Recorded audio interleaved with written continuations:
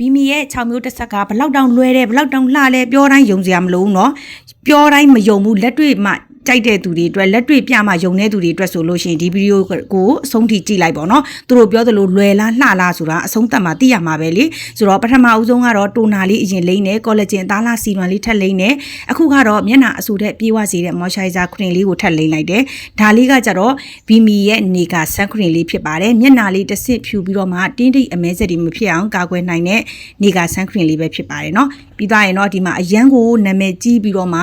ပူတာပြာတာကွက်တာမရှိဘူးအသားနဲ့တသားနဲ့ကြတယ်ဆိုတော့ကြွေပလဲမိတ်ကပ်ထပ်ပြီးတော့မှလိမ့်ပါပြီပြောသလိုပဲဖောက်လေးနဲ့ပုတ်လိမ့်လိုက်ရင်တော့အသားနဲ့တသားနဲ့ကြတာတော့ဟုတ်ပါတယ်เนาะပြီးသွားရင်တော့အပေါ်ကနေပေါင်တာထပ်မရိုက်ပါဘူးဘီမီရဲ့နှက်ခမ်းဒီကိုပဲနှက်ခမ်းဒီပါနီအိုင်ရှဲဒို